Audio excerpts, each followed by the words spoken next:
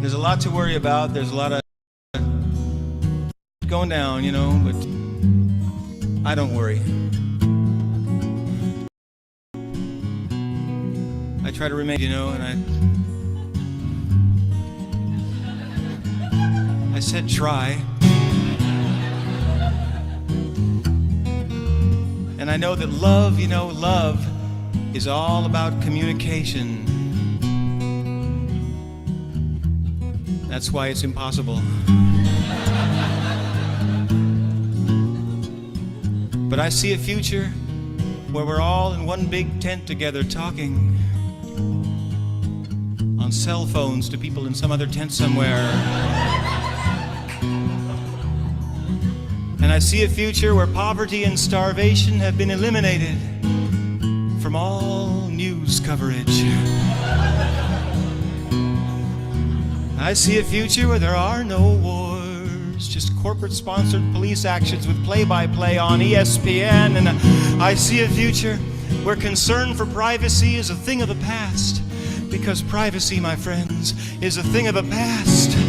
I see a future where major motion pictures are nothing but bald-faced hour-and-a-half-long commercials for talking toys and automatic weapons. And I see a future where we never have to handle anything again. We just buy stuff over the internet and have someone else throw it away for us. One world, one bank, one insurance provider, one big media conglomerate run by one megalomaniac for your safety and convenience.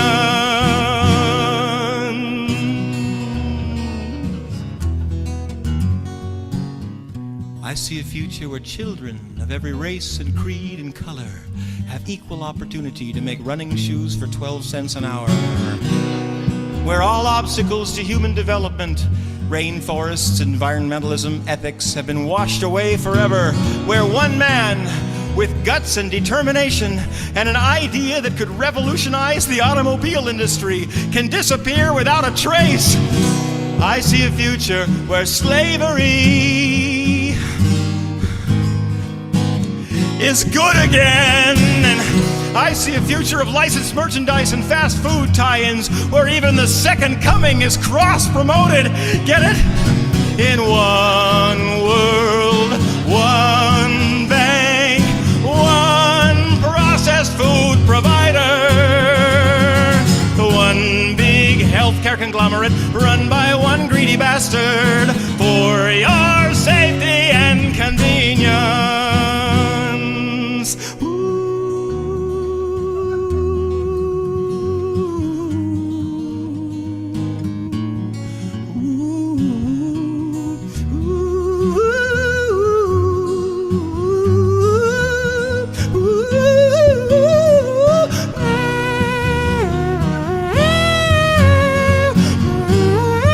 Sorry, I thought I was alone.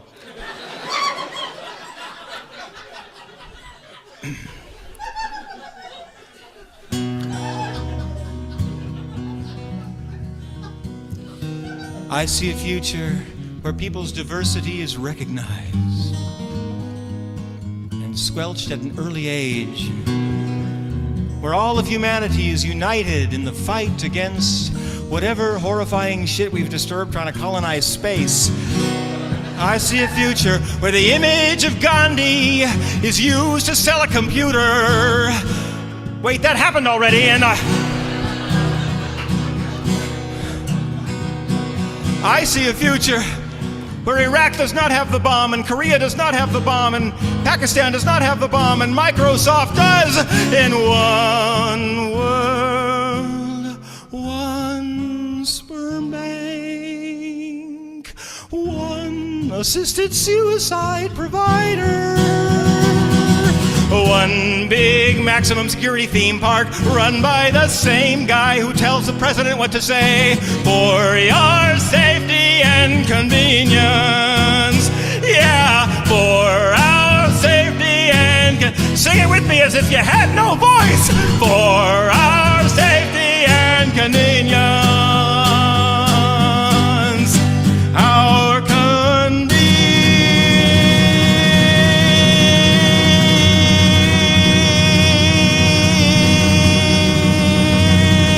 guns.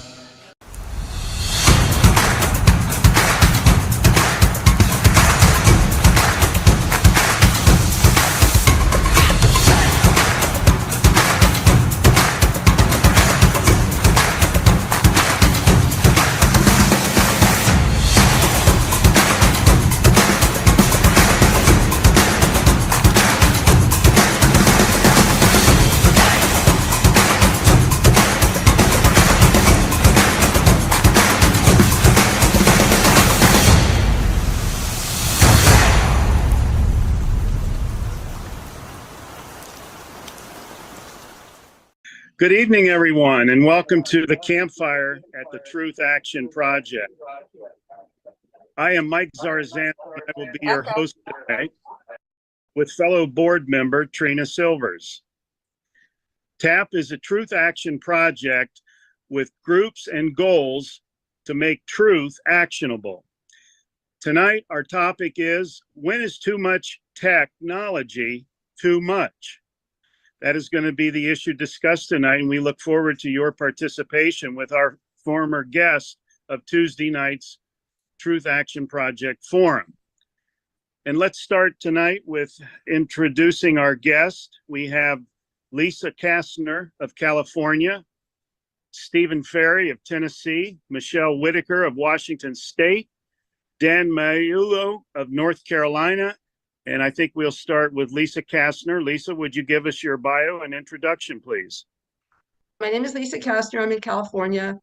I got involved in educating people about the aspects of what I'm calling the digital trap, which includes a lot of technology that we've been accustomed to using. However, we can see the aspects of how the globalists would use that technology together to take away our freedoms. I became interested in this about a year ago and have been assembling the information.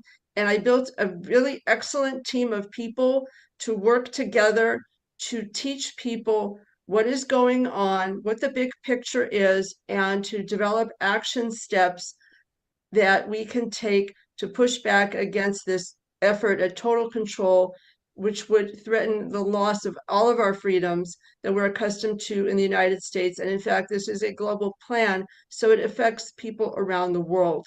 So I got involved in a group called Global Walkout. And in doing so, I met some excellent, talented, very educated, and very pleasant and professional educators who are doing this education about this on a volunteer basis because we care about our rights and freedoms and that of every single person on the planet. We are all in the United States. And would you like me to introduce everybody?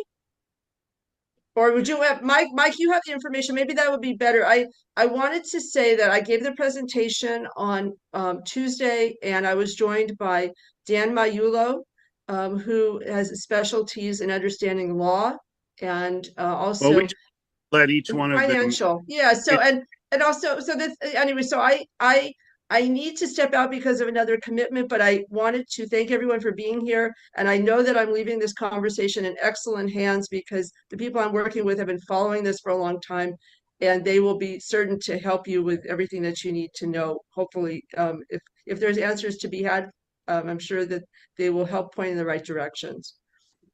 All right. Well, thank you very much, Lisa. We appreciate it. Okay, of course. Have a good evening, Lisa. Thank you. You too. Thank you. Mm-hmm. Well, next up would be Stephen Ferry of Tennessee. Stephen, let us have a little bit about yourself and whatever you'd like to say as an introduction. I've lived over 7 decades, so I'm not going to regale you with all that bull. But suffice to say that it's been an interesting journey and I've covered a lot of ground. My main interest, obviously, is leaving behind a civilization when I eventually kicked the bucket. And so that hasn't been necessarily a given. And I've realized that since reading None Dare Call It Conspiracy in 1975. Gary Allen or Chris Allen or someone wrote it. obviously 9/11 was a wake-up call, and certainly the moment they started talking about this COVID stuff, my ears pricked up, and I had a 3 articles published internationally, 3-part article, I should say, over 400 links, probably none of which still exist, probably been censored.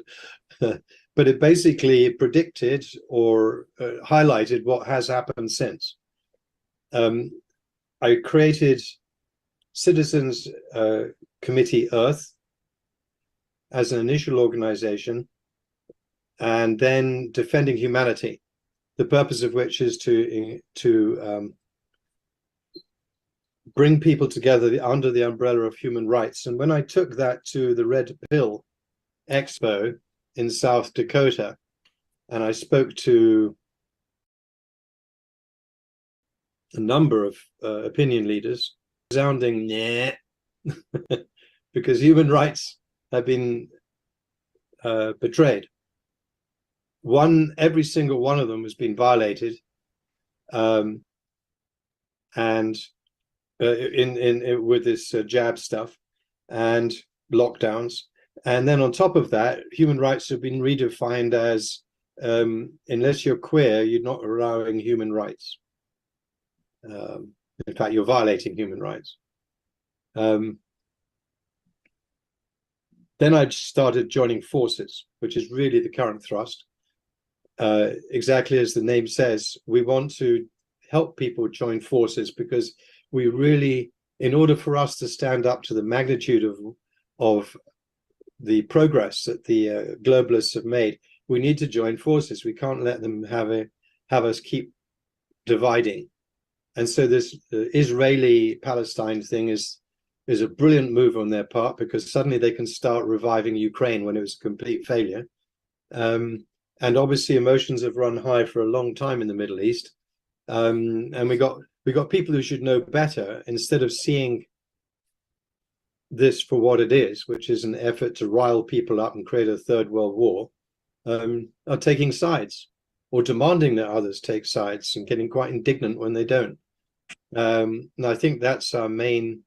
I mean, they keep throwing things at us, and each one of them is, the danger is we go right into trying to handle that. Unfortunately, there's at least 3 dozen things that we need to focus on handling, and that's what our focus is, which is coming up with simple solutions people can implement to address each one of those 3 dozen. Just because a third world war is imminent doesn't mean that we have to all drop everything and focus on just that. And that's where I stand at the moment, and that's where joining forces is. All right. Well, thank you very much, Stephen. And next we have Dan from North Carolina. Dan Maiulo of North Carolina. Please give us your introduction and your bio and anything you'd like to tell the people. Dan? Yeah, hi. It's interesting because I had not known Stephen until earlier this year. But when I was a kid, one of my teachers gave me the book, None Dare Call It Conspiracy. So wow. I guess we both kind of got started on the same foot. So I was only 13 years old when I read that book, and it allows you to see things that most people don't see. And my first political campaign was in 1982 when I ran for mayor of New Brunswick, New Jersey, against 2 Democrats. The Democrats have it so locked up that Republicans don't even run a candidate. So I ran as a libertarian, and I had my phone tapped, and I had my name in the newspaper as George Maiulo. So, various dirty tricks, and I managed to get 61 votes, which was, ridiculous. But, from there, I continued on. in a number of different political campaigns, and until I had enough of the Libertarian Party, which is largely ineffectual. But I've never stopped fighting for freedom and speaking out and pointing things out all along the way. And then, like Steve, when COVID hit, it was pretty obvious that this was a scam. And events have proven that that's true. And since then, I think a lot of people have been awakened, not woke, but awakened, and are starting to see that the emperor has no clothes. So I think that's a great advantage for us, that the globalist cabal is moving faster and faster, because they're in a race. They're trying to get ahead of the knowledge that's spreading amongst the people. And if they can get ahead of that, then they can close their digital trap and enslave all of us. But the more people are awakened, the more people find out what's really going on, the less chance they have of completing their plan. And that's why we need to keep speaking out and keep talking. The most important thing, I think, is to just keep talking. The U.S. State Department has come out and said there are certain things that they don't want people to say. And if I can recall correctly, those things are ceasefire. They don't want anyone talking about a ceasefire. They don't want anyone to say de-escalation. And they don't want anyone to say the word peace. So it's absurd. I mean, as Matthias Desmet says, totalitarianism is characterized by absurdity, and we're seeing more and more of the absurd as these guys press harder and harder to complete their plan. Just recently, Viva Frei did a great interview with Chris Sky from Canada. I don't know if you know who Chris Sky is, but he's been very active in Canada, and been arrested and jailed a few times. But he's out and traveling the world and trying to raise awareness. And in this interview, he hits just about every issue that's at hand right now. So I encourage you to, if you haven't seen that, look that up and hear what he has to say. It's brilliant what he's saying. What he's talking about is what he calls united noncompliance. Just say no. Like Nancy Reagan used to say about drugs. Just say no. They demand you do this, that, or the other thing. Just say, if it's not to your benefit, just say no.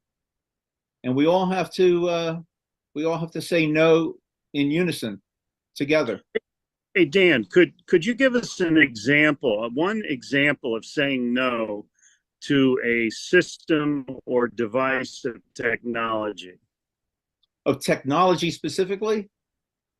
Don't you get yourself a flip phone. That's one way of saying no. You get a flip phone.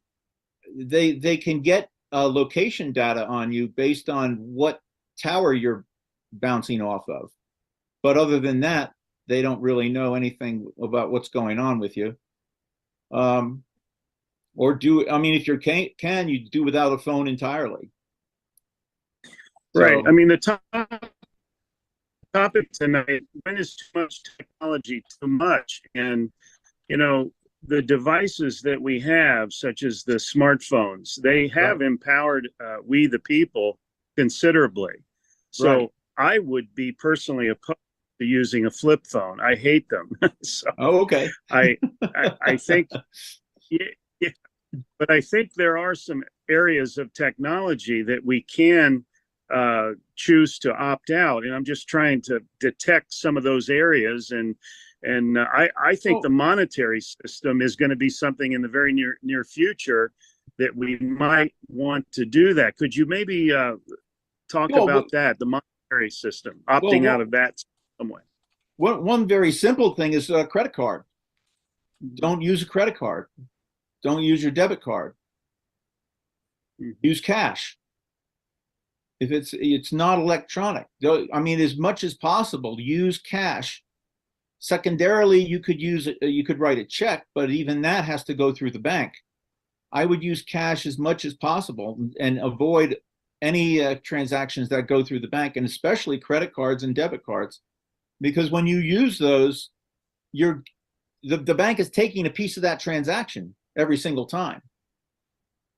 It's if you track, just let's say $30 transaction, there's a little piece of that goes to the bank, and then whatever's left off, if that goes through another transaction, little pieces of that is taken off until eventually they have the whole $30. That's one way that they're stealing from the people. So yeah, stay away from the credit cards, stay away from PayPal, stay away from Venmo is owned by PayPal, so you can stay away from Venmo as well if you can avoid it. Mm-hmm. I mean, those are simple things. Any electronic forms. Right. Trina, my co-host, are you available?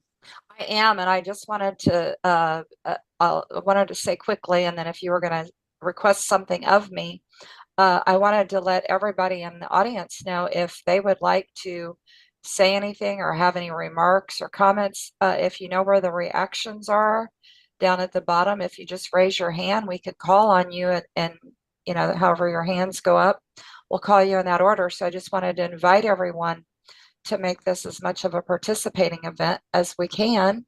So I just want everyone to feel welcome that way. And then what did you want to ask me something in particular, Mike? Well, you just fulfilled my request. I wanted to get the audience involved. Thank you, Trina. I was reading your mind. Is anyone staged to ask a question or participate? I haven't had time to raise my hand, but this is just a little tiny bit off topic, but it relates to what Dan mentioned when he was coming in and giving us his introduction. And it pertains to the age he started learning about the truth and that things aren't what they seem. I wanted to ask him, because I have, a lot of friends that are parents, and I have my own nieces and nephews that have young children and everything like that, my great nieces and great nephews. I was wondering, do you think there is how did that affect you, finding out at 13 years old? That's a really young person. At what age and everybody can chime in on this question that would like to, what do you think is the appropriate age to start telling these children, young people, these cold hard facts, if you will? And how did that has that affected you psychologically, I guess, as you're coming into adulthood? What kind of impact did it have on you, knowing what you found out? Well, let me go back even farther. When I was in first grade, I got into an argument with my teacher. She said that a tomato was a vegetable, and I said that it was a fruit. And she tried to, I guess, convince me that it was a vegetable by just arguing that it was not much of an argument, more like yes it is, no it isn't kind of thing, and just try to pressure me into accepting that tomato was a vegetable. And I was a little stubborn, and I said no, it's a fruit, and I wouldn't concede. And at that age, I guess I was 6 or 7 years old, and my mom went into the parent-teacher conference, and teacher said, "Your son is very stubborn. He insisted that tomato is a fruit."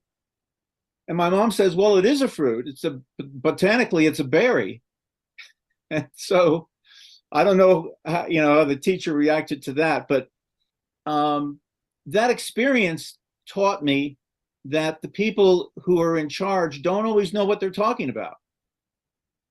And so, at 6 or 7 years old, I already knew to be skeptical.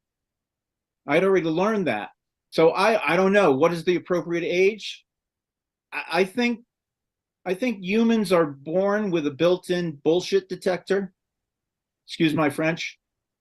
And kids, when adults are acting like dingbats, kids know, they can tell. And so why shield them from that? They already get it. They can detect hypocrisy. They know it when they see it. Thank you. Sure.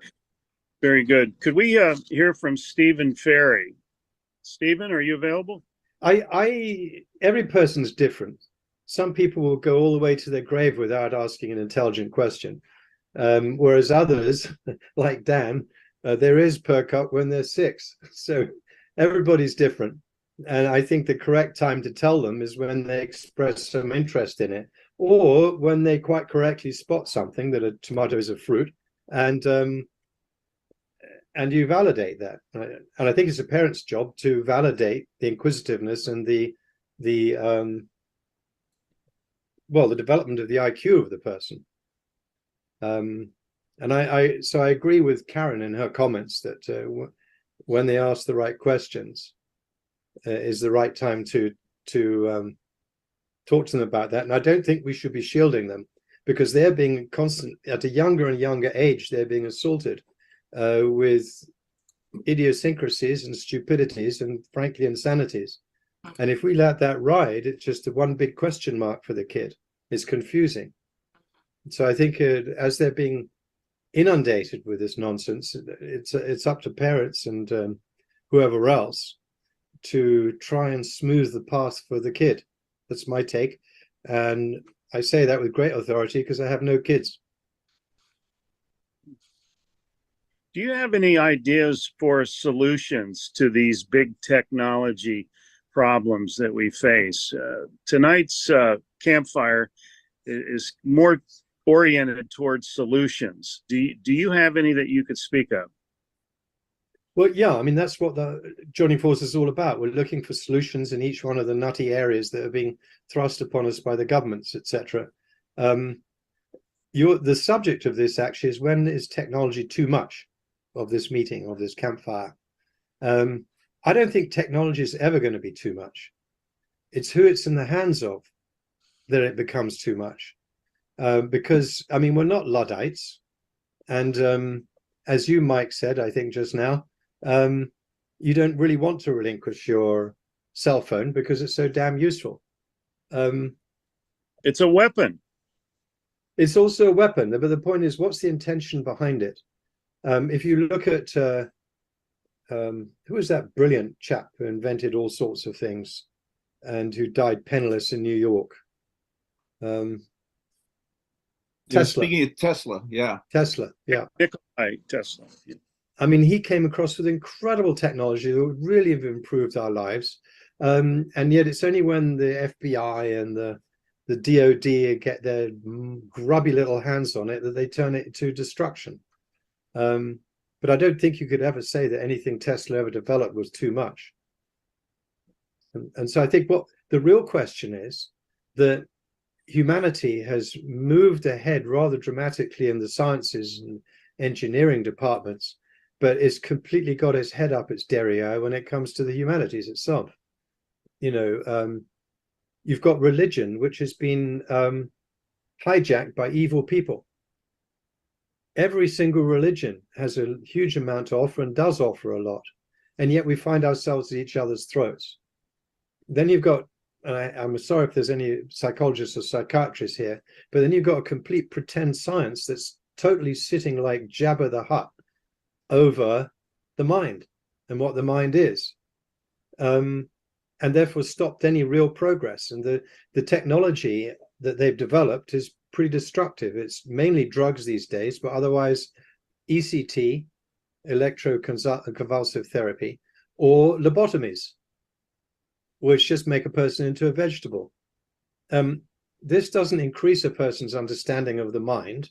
And the mind is obviously the most important thing about humankind that differentiates us from the animals, at least. I'm not talking about spiritually, because that's even more important. But, you know, we have minds. Most people don't even know what they are, how they operate, where they are, or what to do with it. No manual. I would add one. And so I would add a that's third. the real. I would add a third technique to the psychiatrists, which is imprisonment. Because if you say the wrong thing, yeah. no, if you say the wrong thing, they'll just lock you up. Say, well, Yep. you know, you're a danger to yourself and others, and you know, we can't have you running around loose just because you disagree with the authorities. I agree. That's a very real danger. So psychiatry is they're the sole cause of decline in this universe, because they've failed to identify what makes a person sane versus insane. And as a result, we've got insane people running around, running the place. You know, they've actually taken over the insane asylum. Hey, gentlemen, we have a question in the chat. Bill Jacoby has posed a great question. What thought leaders or organizations can you point to that are offering some great ideas towards solutions? Can you mention any? Either one of you. In surveillance and control. Well, and the part of that is also, and what are they asking us to do so that we can get involved and participate if you know of any. It says ways to fight back against the surveillance, but we've kind of gone over that a little bit about the phones and stuff. I think turning off, if they ask you in your, you know, in your settings, will you allow them to have access to your microphone, or will you allow them to have access to your camera?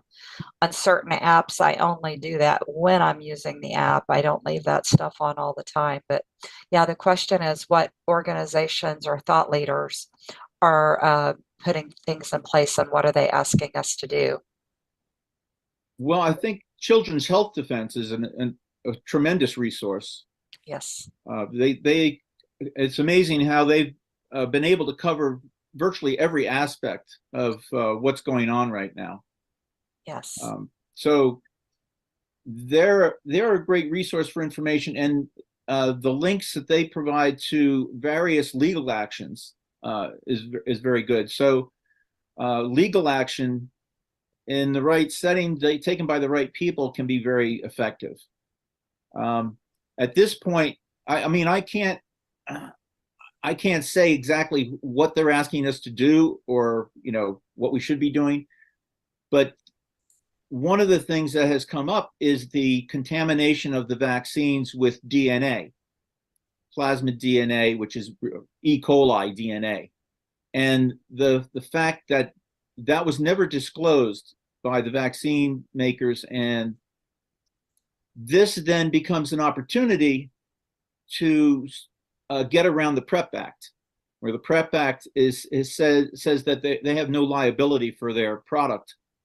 But if the product is contaminated, the PrEP Act was never intended to protect from contamination. And this was I don't remember where the case was, but a case where the judge ruled that this contamination of a vaccine with glass that allows the plaintiffs to get around the PrEP Act and to hold the vaccine maker liable.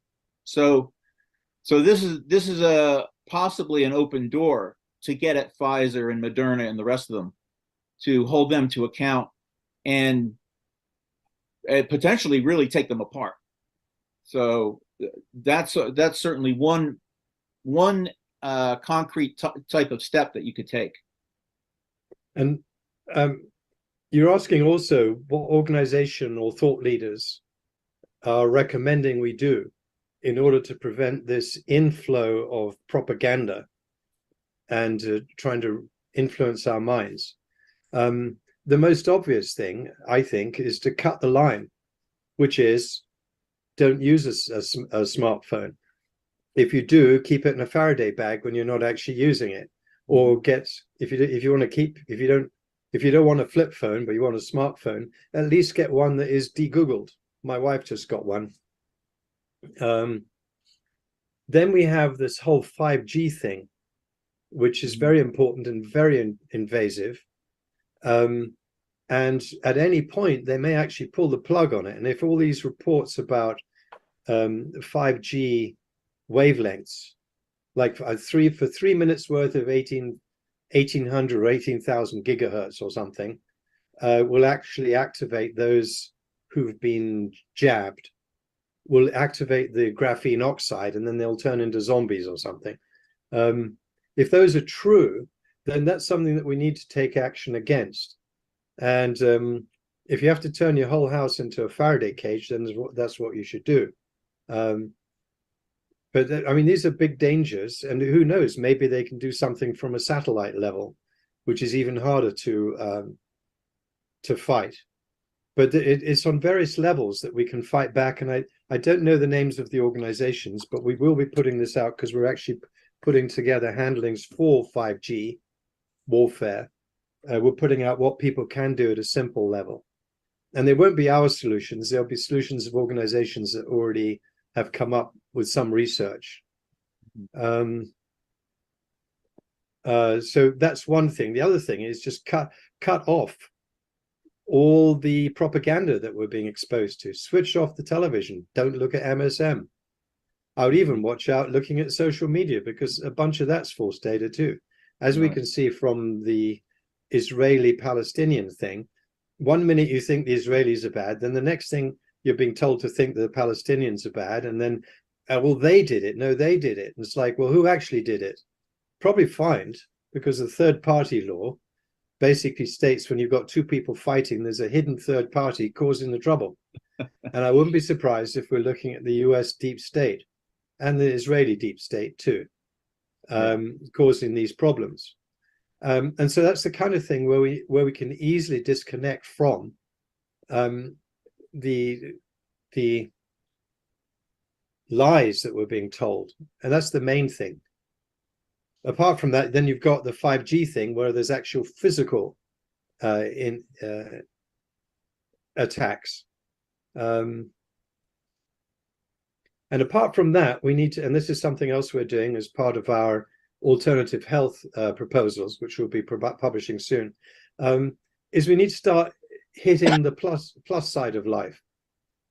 People are good, but 20% of the people on this planet want you to think that everyone else is bad, because they are.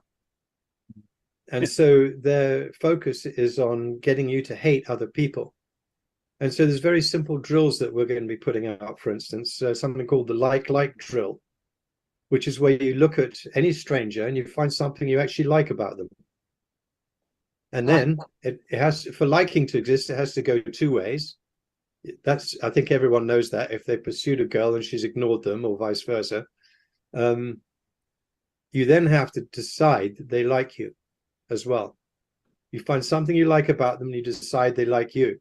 If you do that every day, and everyone does it every day, suddenly we'll find that the liking that we have, or the love, whatever word you want to use, starts to increase in life, and it counteracts the evil that's coming in at us, whether it's from government propaganda or the guy next door doing yik about your neighbor or whatever.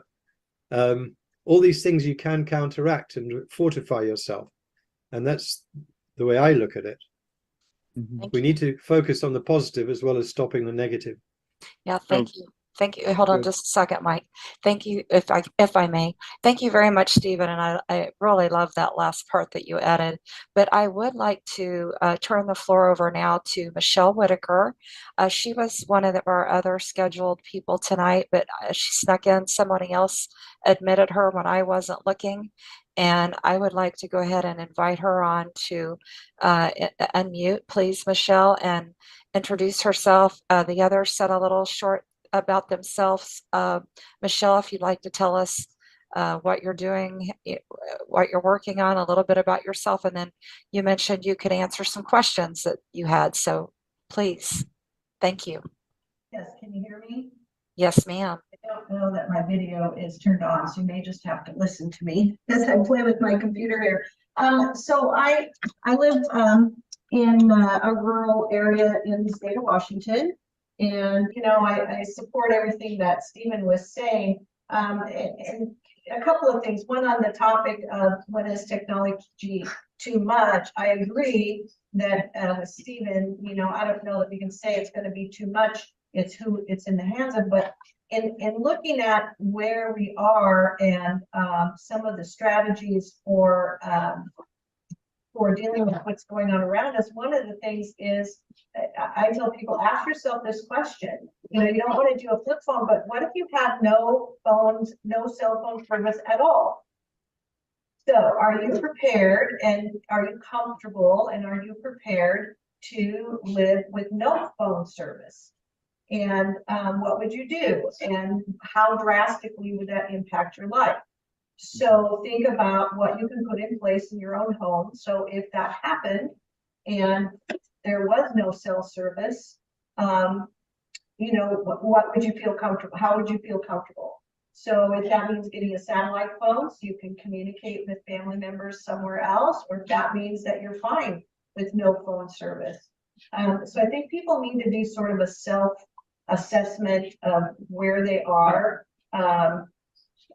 Because the question about technology, that may be answered for us. You know, technology might get taken out by someone at some point, based on what is happening around the world. I think the AI thing is quite a concern. Now, you know, you don't know that even what you're reading is written by a real person and not generated from AI. So one of the things that I put in the chat was, and Stephen said this, don't watch mainstream media. Not only does it depress you and negative, but, you know, it's you're not getting the truth. And that is the scary thing. How do you know that you're hearing the truth? So one of the things I didn't tell you my background. Well, I started out my career as a research scientist, and I spent years researching viruses and looking at immunology and how people get disease and fight disease, and worked on viruses similar to the COVID, the messenger or the COVID stuff. And so I did research on immunology and viruses for years, and then I moved to a city where there was no jobs in research, and so I became a teacher, and I taught sciences and math for some years. So so my background has made me very ready and interested in what was really going with the shots. We've never called them a vaccine because that's not what they are.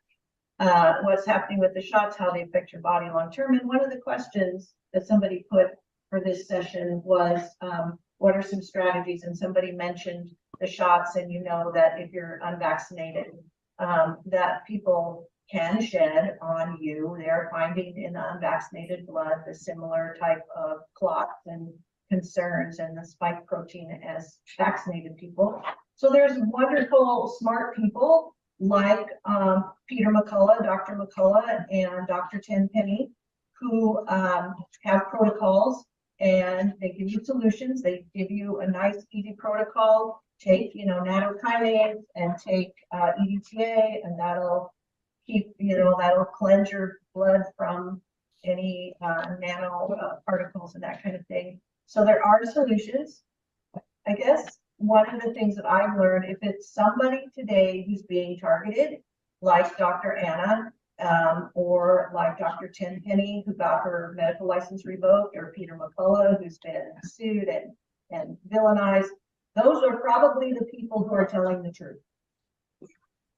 So Catherine Austin Fitz has a fantastic website, and the Solari report. They have a lot of stuff for free, or you can pay. They just came out with their latest quarterly report, which is all about our food, and she calls it the Great Poisoning. And so there are a lot of people who have solutions out there, and they put that information out for free. And typically, it seems like the people that are telling the truth are being targeted, of course. So look for people that are being targeted, and you're probably closer to the truth. Oh, that was a lot. I don't know. It was just rambling, but Thank you. Thank you very much. Would anybody else like to elaborate on anything that Michelle said? I think, yeah, everything Michelle said was right on point. Just like to add, regarding the telephone and whether or not you're going to have phone service, that they could turn your phone off anytime they want without turning off everything. But one solution would be ham radio. So I've been looking into that. I haven't gotten my radio yet, but got a lot of other things going on. But I would try to get a hold of that, learn how to use it, and start communicating with people over the radio. And that will always be working. It's not private at all because, of course, you're just broadcasting over the airwaves, but it's still a way to communicate in case the phone service goes down. And it's not as expensive as a satellite phone. So the satellite phone is pretty spendy. I agree with you. I think the more you can do a self-check and say, am I okay if I have no outside services? Right. And to that point, what I'd like to do is to advise people, choose one thing that you really can't or don't want to live without, that you presently have to pay for, and figure out how can I get that without paying for it. Or, of course, not breaking the law and stealing it, but how can you create a situation where you can create that thing yourself or find someone else who can do it for you in a barter situation, something along those lines. So you just do one thing at a time. So just as an example, I started a garden. I have a garden where I'm growing food. I bought chickens and built a pen for them so I can get eggs, and basic things like that. Different things that you can create, and then not only for yourself, but you can supply the people around you as well with food or other important things, and a source of energy. How can I get energy? If they turn off the grid, what am I going to do for electricity? What do I rely on electricity for? What do I have to get? Why do I need the electricity to begin with? Is there a way I can live without electricity? So all of these various things in terms of becoming self-reliant are important, but you don't have to do it overnight. You pick one thing and work on that. And when you have that nailed down, you can do another thing and another thing. Absolutely. And that's a lot of the steps I want to give Stephen to put out for people. But I would like to add, you don't have to do it all either. Right. Getting a community of your neighbors, have a block party and meet your neighbors and see what resources you can share. If you have a neighbor that's been gardening for 25 years and you can do something else, come up with a plan now. Don't wait till everybody's in a panic, but do something now where you start sharing and start building a local community and know what resources are near you and make those connections so you don't feel like you have to do everything yourself. And it's amazing how people who have been doing something for a long time are very willing, almost anxious to share their knowledge. And it's a wonderful thing because people are, as Stephen said, most people are genuinely good and they want to help. And all you have to do is speak up and ask, and people will fall all over themselves just to give you advice. I don't know, the motivation for that is just pure goodness, or if they want to show off how smart they are. But it doesn't matter because the end result is the same. Hey, I have a question I'd like to ask all three of you, and that's to the issue of localism.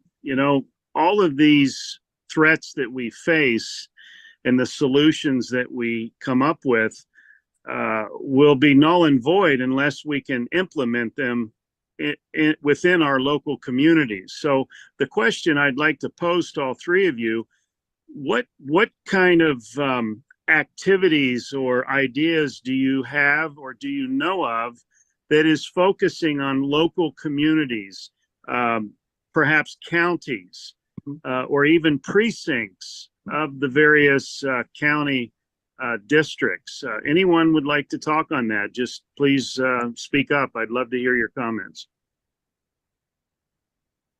Well, I can certainly start off by saying probably the most important thing from our perspective is what Karen's doing, Karen Bracken, with regard to the 10th Amendment, because that has a future, that puts the future there. Without it, I think we're sort of buggered.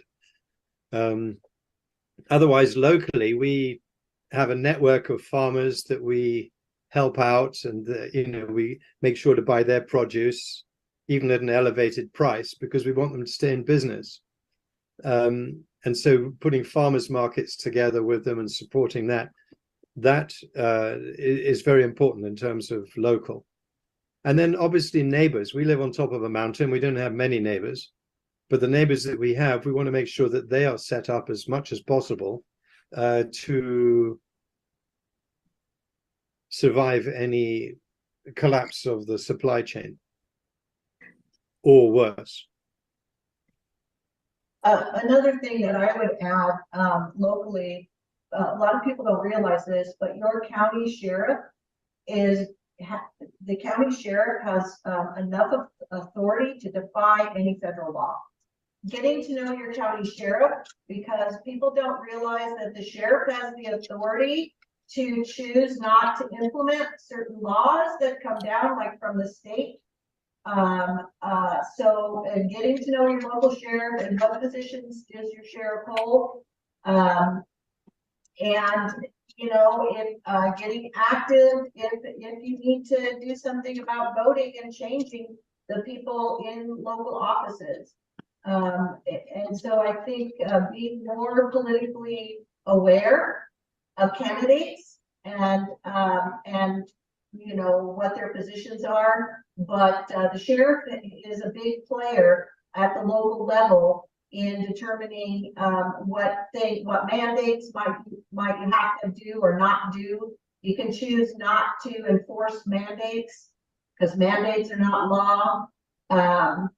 So that's a local person that's really worth getting to know. Anyone else? Well, I believe that in joining forces, we're planning to start a program in terms of actions at the county level that we would be rolling out, various actions that could be taken. I know that in Florida, several counties have declared the COVID shots are bioweapons and need to be seized.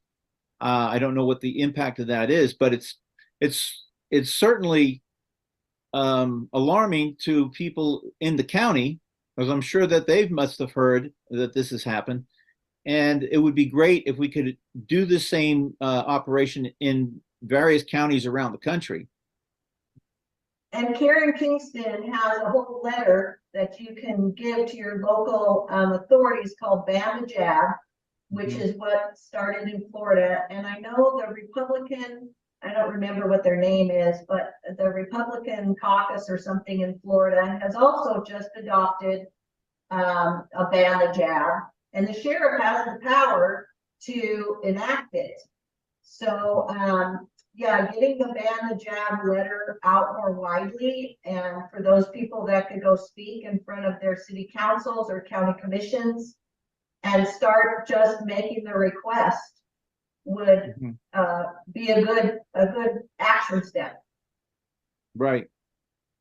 So there's that. There are also, at this point, there are probably 20 or more documentaries regarding the jab and regarding other things that have been going on. And if there's a way to get those broadcast locally, so this stuff's available on the internet, but you can put these documentaries into a local theater and get people to show up and see these things. That would be helpful too, because now you have a whole group of people and you can start a discussion based on these various documentaries. You know, that ban the jab that she mentioned, that started in Lee County, Florida. We're just north of there, a few counties. Recently, we just organized the county that group is from, Lee County. They just started a new chapter of a national organization called the Florida Republican Assemblies. And it's not connected to the typical Republican Party, but it's a populist uprising within the Republican Party. And that idea has really swept the state. And many of these local precinct organizations have also advocated to ban the jab with a resolution. And what we have done in the state of Florida, and I say we, not TAP, but countycongress.com, we have created a website in an effort to organize the citizens of Florida to demand a statewide grand jury on 4 different issues. A year and a half ago, we began petitioning the governor, DeSantis of Florida, to convene 4 statewide grand juries to investigate the COVID, the border crime, the election suspicions, and the issues revolving around our children. And he chose 2 of those 4 that we requested. And those 2 grand juries are in session right now, active in the state of Florida. In the 10th Circuit Court, which is 3 counties, Polk County, Hardy County, and Highlands County. And we expect some very serious ramifications from those grand juries. The other one is in the 12th Circuit up in the Tampa area, and that's regarding the COVID scamdemic. And that is an action that everybody can take in their state or in their county, but you need to find out what the rules are in the law for requesting a grand jury, either county or by state. But it can be done. And we're proof positive of that fact. A lot of people out there are saying there is no more justice in America. And I would almost agree with that, but that baby is still alive in the bathwater. It's not dead yet. And it can be revived with groups like those represented tonight. So that's fantastic. That's great. And, So- and not just for Florida, but that serves as an example for everyone else in the country and around the world. that's So- right. Absolutely. Are there any questions in the chat, Trina? Couple of kind of questions. Bill, do you want to come off mute?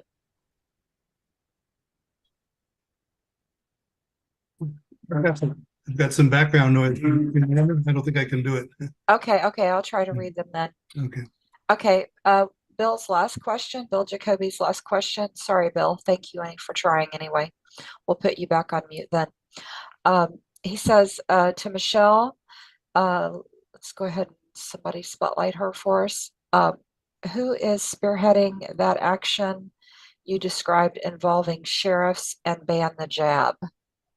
Is a question. Originally, it came from Karen Kingston's Substack. And she's the one who wrote the original letter that was used when it was first used in Florida. And so if you go to Karen Kingston's Substacks back, maybe it was a month or 2 ago, she has the letter. You can download the letter, and that's where it started. So she has a lot of good information there. Okay, got it. I'm putting that link in the chat. Thank you very much, Michelle.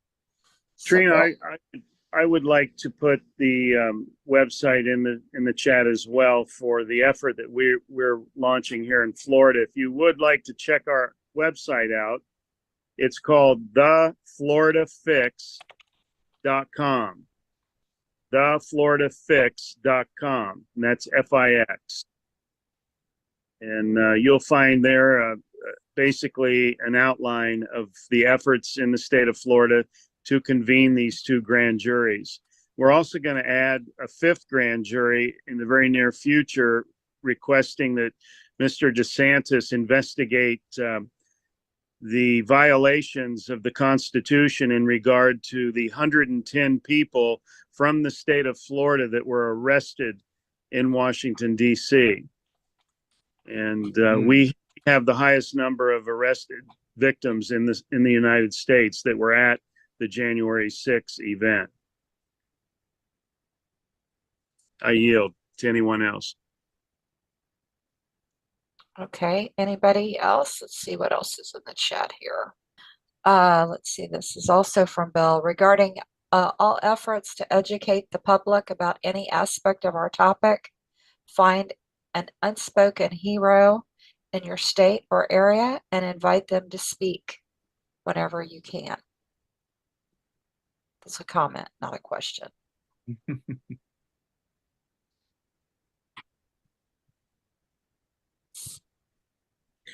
I'd like to ask any of our guests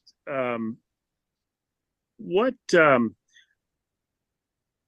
are some key points, takeaway points that you would like our listeners to know and understand? Is there anything you could really laser focus on that maybe we haven't touched on tonight? Sometimes, we tend to maybe not see the forest for the trees, and perhaps you might be able to identify one of those instances. Any one of you? Could you elaborate? Well, it's kind of a vague prompt, but if you want to see the forest, I suppose you want to see the big picture. People are trading convenience for freedom, comfort for freedom, security, well, perceived security for freedom. In my mind, there is no such thing as security. That's just an illusion. And I think people have to be willing to accept that, and also accept there will be things that they need to live without. Certain conveniences, certain pleasures, certain amenities that if you want to be free, you'll have to give up. And it's unfortunate, but that's the nature of the situation. If you look at what's going on in Gaza right now, what's happening to these people? What happened to the people in Syria when Obama was destroying that country? And you have people living in and having bombs falling on their homes, killing their relatives and their neighbors. It's we're not at that point yet, but we easily could be.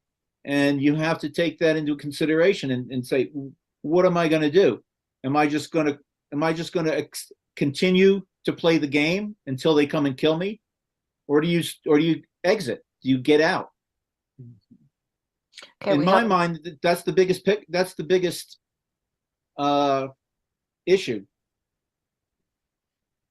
Okay. Thank you, Dan. I see we have Jay has his hand up. Trina, can we go to Jay?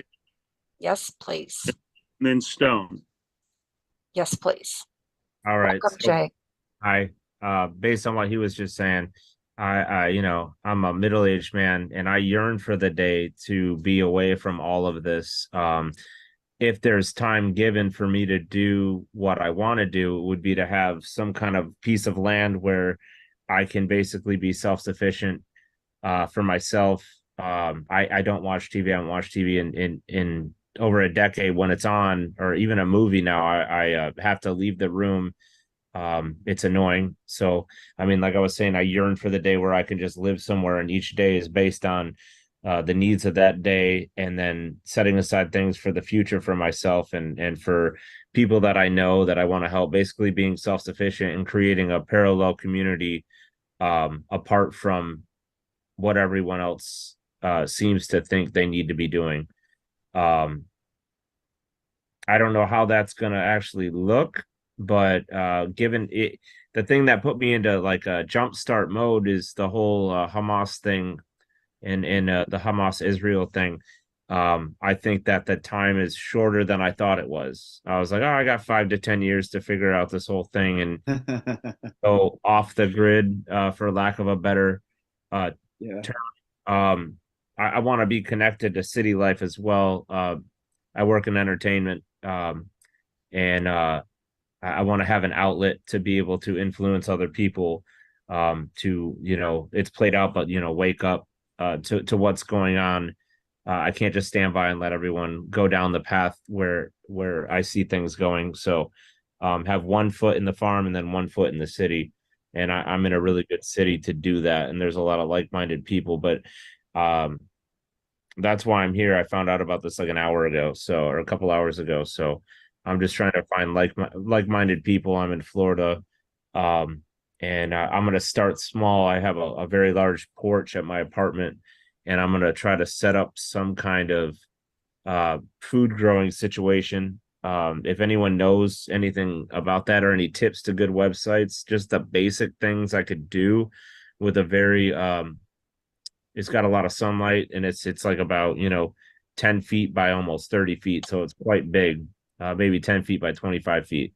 But I want to start there so I can just get used to that, and then if time permits, before the real shit hits the fan, do something bigger than that. But yeah, Hey, those are my thoughts right now. hey, Yeah, Jay, that's great. if I may, tomatoes, grape tomatoes. Great. I just wanted to welcome you, Jay, and let you know that you are among a couple of other Floridians here. Mike is in Florida. I'm in Florida. One of our other board members is here in Florida. What area are you in? I'm in over by Tampa. Oh, me too. Oh, okay, cool. Yeah. Yeah, yeah, very I'm good. Very good. So let's exchange contact information. Sure. Good thing. Yeah. And then I'm going to pop a link for you into the chat, and for everyone else. There's a page on our website called Food Forest Abundance. And this guy's company is called Food Forest Abundance. Jim Gale. If you want to take a look at this link on our page, he actually sets up people's yards, tells them where to grow, what they can grow, helps them prep their soil, and so forth. So you might want to reach out to Jim Gale, and he's around, if I'm not mistaken, the Orlando area. Okay, cool. I went to college over there. It's very Yeah, cool. so This- yeah, you're I'm so happy you found us today, this evening, and super glad you're here. And you look at about that right age group, because I think most of us are older than you. And I was just saying to someone on the phone yesterday, what happens to the world whenever you know, no offense, Stephen, but Stephen, Bill Jacoby, David Shun, all of us, I think, maybe except for you and Stone Hobbit, with just looking at us, we need this younger generation to come in and really, like you said, build that alternative, that opposite paradigm. So, Yeah, it's fun, so kudos. like no TV and stuff like that, and you're out there and you like growing things and just talking, telling stories. That the problem with it is, for me, is as far as the younger than me generation, and I'm very open-minded, I always have been. I manage a business and we hire younger kids. It's hard to watch sometimes.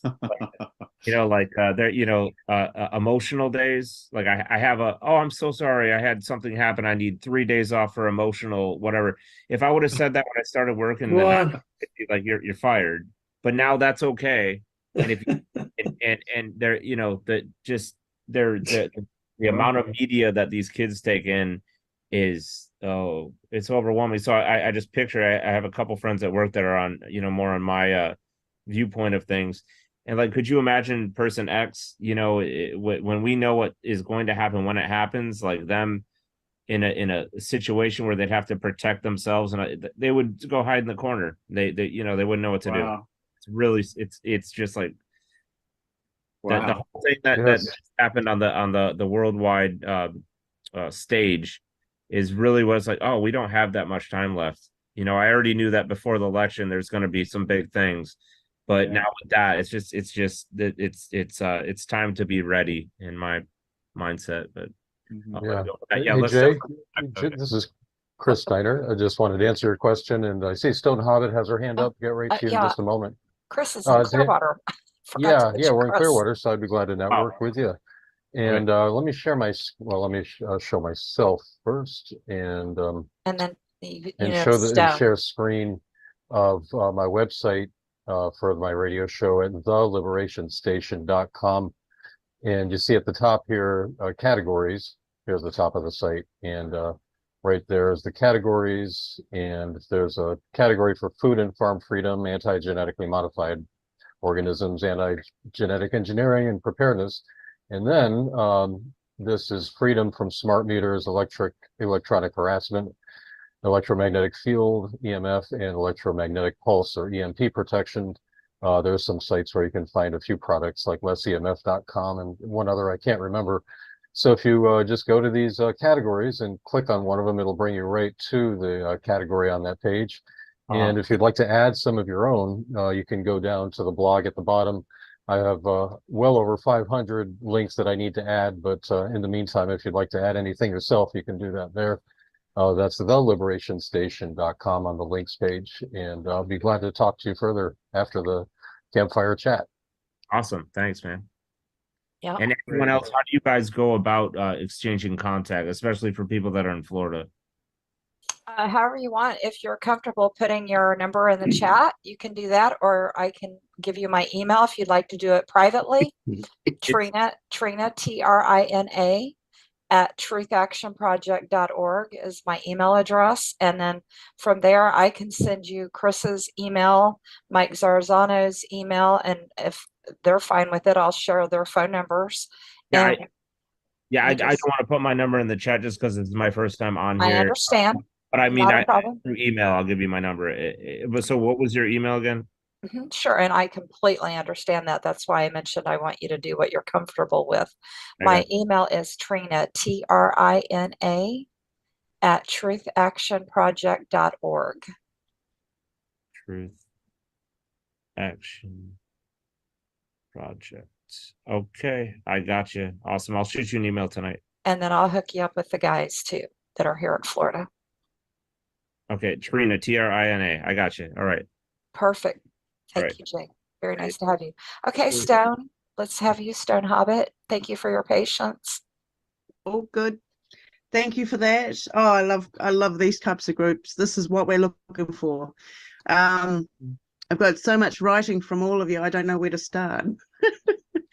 I live rural. I live in New Zealand at the top of a hill. We have spring water. We used to have trees all around us. But through the new government rules and regulations, the new landlords of the farm around here decided to come and cut them all down. Next comes the frequency towers that they're going to put in to enhance coverage for cell and Wi-Fi, because you don't get it out here. When you're talking about the cell phones, the only reason I have a cell phone, but the only reason I have it is so that I can log on to some of the different apps. Otherwise, the battery's out of it. It's covered up in a bag and it's put away so that I don't use it and I'm not being spied on. Now, any device that you have that is under smart category will have, through third party, you have given permission just by purchasing it for them to switch on to the microphone, download your information, as well as turn on your camera. So if you're not aware of that, you should be making sure that you block the camera and everything else unless you're taking the battery out of it. Same with most of the new smart devices around here. I don't have a microwave. There's no point in having one. It's about taking responsibility for your own footprint while you are here. Anything that you do to better yourself and your environment has a ripple effect on everything else around you, further and further out. The more that we participate, we are the leader in our own journey. The more we participate in looking after ourselves, the more the environment will benefit from it. And it's a symbiotic relationship, give and take. I started off I went through psychology for many years. And then I sat psychology to see what the hell they were talking about in the first place. And then at around the same time, I went into pathology, phlebotomy, taking bloods, and then I ended up becoming a lab technician. So I was working with different bloods and seeing what was going on in the system before the outbreak even began. And I was already asking questions. What is it that I'm looking at? Because this is not a normality from what I had been taught. And as soon as I started asking the questions, I started getting my hands slapped. Oh, you don't fit into that category yet. You've got to go and pay another $7,000 to $10,000 before you get the gold star to know that information. Where I come from, it's teach yourself a basic survival skill that does not include power or technology, because one day when everybody is used to using the keyboard and all their banking details and their whole life existence depends on the internet and the power, they will switch it off. And those that are not aware of the basic skills, needs, and necessities will end up becoming the zombies.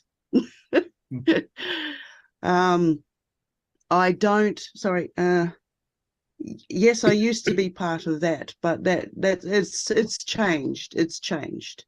I started an organization.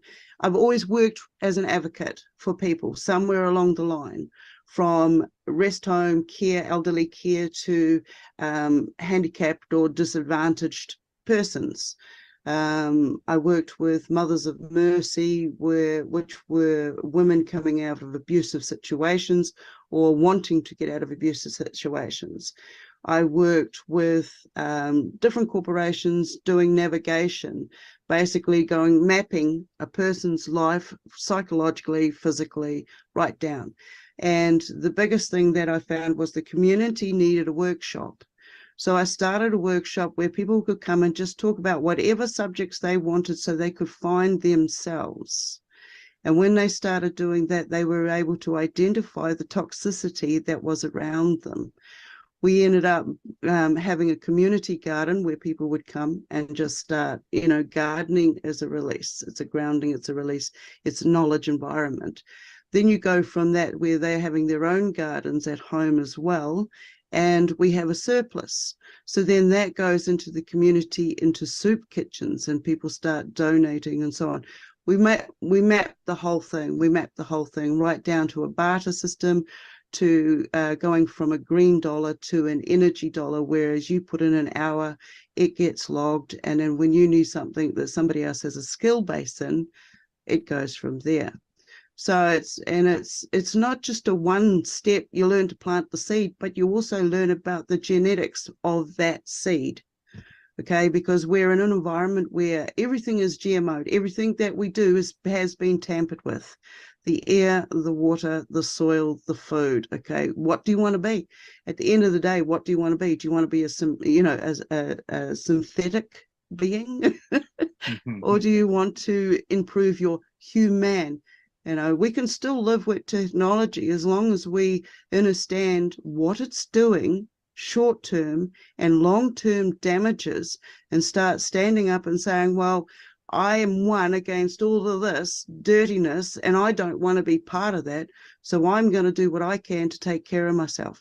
Even if you live in a small environment, even if you have got weather warfare attacking you, I used to grow vegetables outside. Now I feel so uncomfortable about it because the amount of chemtrails and the unexpected cold frosts and all of this doing their damnedest. So now I grow things out of terrariums sitting on my windowsills. And it doesn't matter how small your apartment is. When you work out what you actually need as a human to survive, you will be very surprised and see how much we are overeating and overindulging in our environment. So taking responsibility is the first action for ourselves to make a change. Use cash as much as you can while you can. And before I quickly jump off, this week, last week, my computer died on me, and instead of going into a hairy fit and going, I need it, I need my addiction. Being rural, you have to put the money into the bank. You have to then wait for the bank to transfer it to the company that you're going to buy it from. Then you have to wait for them to process it and deliver it. It takes 2 weeks. Okay. So I take cash, because I only use cash, into town. If you don't have the money to buy it, don't buy it. So I go in to put it into the bank, and the bank won't accept it. The bank won't accept cash to put into another bank. I nearly had a mental breakdown. Then it turns out that my bank only opens 3 days a week, and only half a day on one of those days. So that was ridiculous. I have to travel just about an hour to get to the nearest township. So instead of that, I drove all the way to the main city, which is an hour and a half, 2 hours drive, on top of everything else. Got the parts and came back, and the person that I dealt with was shocked because I was using cash to make my purchases. So, we're being watched, everything we do. They've cut the trees down here. You see the satellites 24/7. If you think they can't see you, then you're living deluded. Okay, the amount of illusion that is out there, and I'm so surprised that it's taken such a long time for them to wake up to the points where they are at. I did the very best with my kids to warn them about everything, considering the job positions that I've held, and they still made their own choices and decisions. Now, we can be attached emotionally to the decisions that they made, keeping us just as in a stuck state and damaged as those that took the jab in the first place. So you've got to be aware it's not just a physical, it's also emotional and spiritual warfare that we're in right now. So there's so many areas. But anyway, I better shut up now because I'm waffling. So thank you, everybody, for doing what you're doing. And it starts with you. And you can go into your community and have a workshop in physical and think about the old skills. Growing your own grains, growing your own seeds. You can make milk out of vegetables. You don't need a cow. Get off the stuff that they're really hitting hard with the toxins. I'm not recommending you go and become vegan because it's a process. But there are ways we can heal ourselves, and it starts with us first. You can't help others if you don't know how to help yourself first. So that's me. And thank you, Tap, and thank you everybody that came along. And yeah, I'm enjoying the ride now. Thank you. Bravo. Great. Such excellent contributions. I started clap, but I think I did a wave with my reactions, but I see Stephen clapping, and yes, yeah. Excellent contributions. Spot on. Thank you, ma'am. Glad to have you with us again. It's a pleasure. No, that was great. Yes, thank you. So I think it's about time to wrap up. But I would like to give each of the guests a few moments to conclude and leave any parting comments they feel necessary, and also your websites and any other websites that you would like to recommend for people to go to relevant to anything we've presented or heard tonight. So if we would, let's start with Dan, and then we'll go to Stephen, and if Michelle is still on, we'll go to her, or Lisa. Okay. The way I see this is that the primary culprit are the banksters.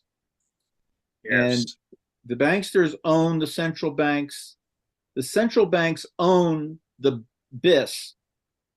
A lot of people think of this as a pyramid, but the BIS is really owned by the central banks, and the central banks are owned by the banks. So it's really the bankers that are in charge of all of this, because they can create the currency and they can buy everybody and make everybody do what they want. And that's how they get control of the entire world. We're all hooked into the system to one extent or another, that monetary system. And we need to disengage ourselves from that system. You can't do it all at once, but you can do it one step at a time. We all are going to have 1 foot in and 1 foot out. And as much as possible, get more and more weight on the foot that's out than the foot that's in. When the German army was conquering Europe in the 40s, they had trains that ran all over, and some of those trains ran into the camps.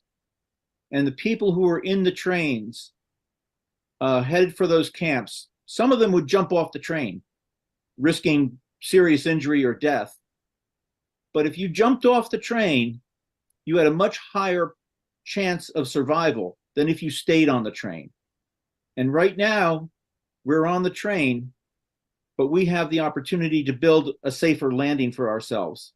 To get, when it's time to jump off, we have to prepare for that. So that's my message. All right. Thank you, Right. Dan. Thank you very much. And is Stephen available? Yes, he is. Let me check. Yep, he says he is. All right. Nice point, Stan. Thank you. My overall take is that humanity has failed already over 300 times. We've had 300 civilizations come and go. And my wife and I have been watching, I'm not going to be embarrassed about admitting this. We watch Netflix documentaries, and we've seen one recently of the Japanese Empire. And now we're looking at one about the Ottoman Empire. And each one of these idiots are doing the same damn thing. They're just trying to create a name them for themselves, get more power. And in the meantime, tens of thousands of people die. And all I see is that we have the same dramatization going on and on and on and on. Civilization after civilization disappears. And it doesn't have to be that way if we understand that it's evil people doing this. And they are in an absolute minority. I say there are 80% who are positively inclined, but it's not a definite cutoff point. And the 20% who are trying to destroy are not that bad at the top 20%. It's only really the hardcore 2.5% roughly who are really evil. If one simply knows how to recognize these people, and they have 12 things that characterize them, then it puts you in the driver's seat. You know what to expect. And you don't try and get things done without getting them off the throne. Because it doesn't matter how many battles we win against these people. If we don't get rid of them, get them off the line, they're just going to be back there doing exactly the same thing. So the key problem is identifying and getting off the line the people who are evil. One of the things that we do is we train butlers for private households and estates. And that means that we work for the rich and famous. Well, at least one of our businesses. In doing so, you see that there are people who are, close up and what their life's like, and really they are miserable people. I don't care how many Lamborghinis they've got. They are still miserable as they drive them around and think about how they can do someone in next. So I'm not impressed by these people at all. I just see them for what they are. And so the reason I mention all this is because we do provide online free workshops on the 12 characteristics of antisocial people and how to get them, how to defang them in your life personally, as well as in the bigger picture. Unless we do that, we will just keep losing, and we will lose this civilization. That's my looking at the big picture comments or feedback. All right. Thank you, Stephen. How about Michelle Whitaker? Are you available? Yes, I'm here. I guess for me, the one big message Michelle, is could you speak up, please? Your video is very poor. okay. For me, I think the main big message is stay positive and encouraged. As much as they want us to think that we are in the minority, we are not. You are not alone. And the other message I would try to get out to as many people as possible is be bold. Speak your truth, speak the truth, although make sure that it's loving, in a loving way, not in anger, not in a challenge, but be bold enough to stand up, speak the truth, and not back down. And you will find people will come around you who are like-minded, and you'll build community that way. And I think building community, starting to be take responsibility for your own life so you can feel confident no matter what the surroundings try to do to you. And we'll get through this. We'll come out the other side.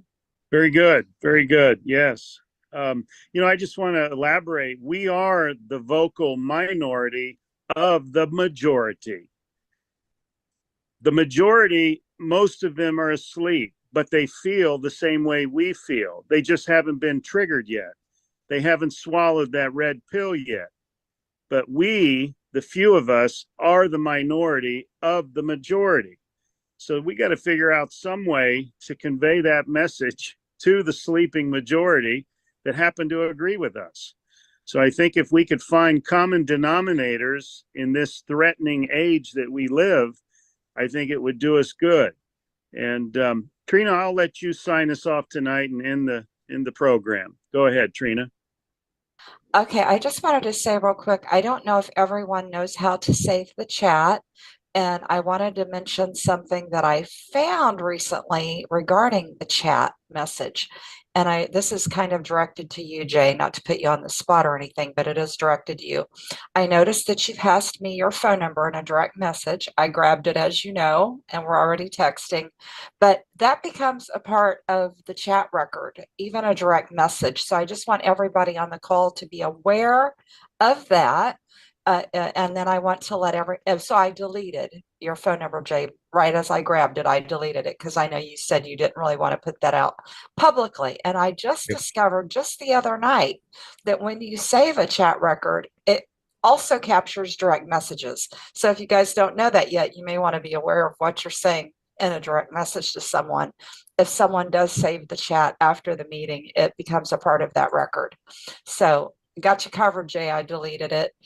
So if anyone does save the chat, which I encourage you to do, there are several links that we did post. If anyone wants to save the chat, the way to do that is if you open your chat box, there's 3 dots along the very bottom. There's like a pencil to the far left, an emoji where you could add a file, and all the way, like almost in the middle of the chat box, are 3 horizontal dots. You click there and then just click Save Chat, and then that's going to save that chat to your computer or your device. I didn't know if anybody knew how to do that or not, so I just wanted to leave that. And I wanted to thank everybody for coming. Everybody just keep practicing these steps to unplug, one step at a time, one day at a time. As Dan said, you don't have to do it all automatically overnight. And I love Stephen's message, and I would like to close us with that. Find something that you like about everybody, whether it's a friend, a family member, a stranger. I love that idea, Stephen. Just, we can always tend to gravitate to the negative with people, and we're dealing with a lot of people that are going through a lot of emotional things, a lot of life situations. We're all in the middle of our own lives. And I think the more that we can take out a moment to stop and look at and find something that we do like about even that stranger. I just thought that was beautiful, Stephen. And I'd like to close with that, just to encourage everyone to do that. Find something that you like about everyone. That will raise the vibration of the planet. So with that, everybody, thanks for coming. Contact me if I can help in any way. And yes. One last Trina, thing. sorry to interrupt. If I can just clarify, it's a 2-step process. Oh, thank you. And you can start with just one person, not everybody. The first step is you find something you honestly like about that person, but you have to decide that they like you, because they're going to be in the same frame of mind that you were which is, oh, you know, I don't like her haircut, or I don't like her because she's too noisy, or whatever the little negative thing they got going is. So you have to decide that they like you. That doesn't mean that they immediately will, but magically, what usually turns out to be the case is they do like you, even though you haven't said anything to them. But it's because affinity or liking it has to go two ways to exist. So in your universe, you can simply say, they like me too. And you, because you're the queen of your universe, that will occur. They will like you in your universe, at least. And you've already decided you like her haircut. And so there you got liking going both ways as opposed to dislike. And that's the simplicity of the program. If you do the step exactly, it works. If you don't, sometimes it works. Thank you for that part I missed. And I love that. And Stone Hobbit added to the chat 50-50 energy. And that is so true. And there you go. What we think about and everything, it comes to us. So I love that, Stephen. Thank you very much. I like it a lot. So everybody, thank you for coming and have a great night. Enjoy your weekend, Chris. All right. Trina, just before we play the outro, I want to announce our website to learn more about us, find much more information on a variety of topics, and stay up to date on our future events. Find us at truthactionproject.org. That's truthactionproject.org. And also sign up for emails to receive our newsletter, special announcements on the subscribe page. And check out our socials page for our social networks and video platforms, truthactionproject.org/socials. Please like, follow, share, RSVP to be reminded on the Facebook events, et cetera, et cetera. And tax-deductible donations you can make at the donate page if you enjoyed and benefited from this presentation. Help us keep growing and growing. Thanks, Trina. Thanks all. I'll take great care.